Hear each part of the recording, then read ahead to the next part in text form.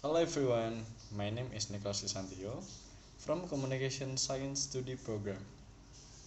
In this video, I will talk about one of Indonesia's most well-known food.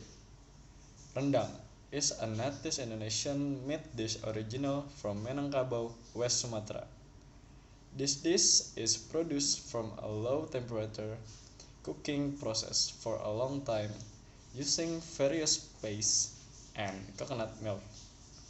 The cooking process takes hours until all that left is chunks of jet black meat and bread. At room temperature, rendang can last for weeks. Rendang, which is cooked in a shorter time and the coconut milk has not dried up, is called kalio, which is light golden hour brown is color. In 2011, rendang was named a dish that was ranked first on CNN International list of the world's 50 most delicious food in the world. Rendang was officially designed as one of Indonesia's 5 national dishes. The origin of rendang is traced to Sumatra, especially Minangkabau. For the Minang people, rendang has been around for a long time and has become a traditional dish that is served in various traditional events and daily dishes. As a traditional dish, rendang is true to have been born since the Minang people held their first traditional event. Then, the art of cooking developed into other Malay culture, starting from Mandaling, Riau, Jambi, to the other country in Negeri Sembilan, which is inhabited by immigrants from Minangkabau.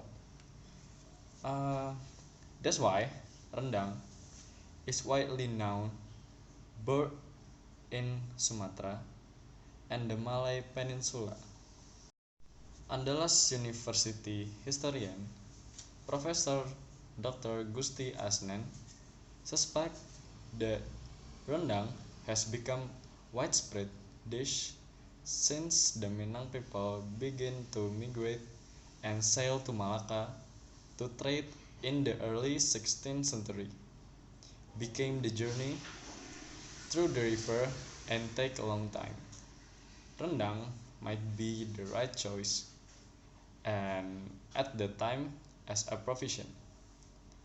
This is because dry rendang is very durable, can be stored for a month, so it is appropriate to be used as a provision when traveling or on a commercial trip. In Minangkabau culinary tradition, there are three recognized stages in cooking meat in spicy coconut milk. The dish, which result is category according the liquid content of the cooked coconut milk, which range from the most wet and soupy to the most dry. The ingredients of gulali, kalio, and rendang are almost identical, with the exception that gulali usually has less red chili pepper and most turmeric, while rendang has rich spice. If pieces of meat are cooked in spicy coconut milk and the process stops right when the meat is done and the coconut milk has reached its boiling point, the dish is called gulai. If the process continues until the coconut milk is barely evaporated and the meat has started to brown, the dish is called kalio. For traditional dry rendang, the process continues hour beyond this until the liquid has all but completely evaporated and the color turns into a dark brown, almost black color. Does not only liquid content but also color indicate which type of rendang is involved.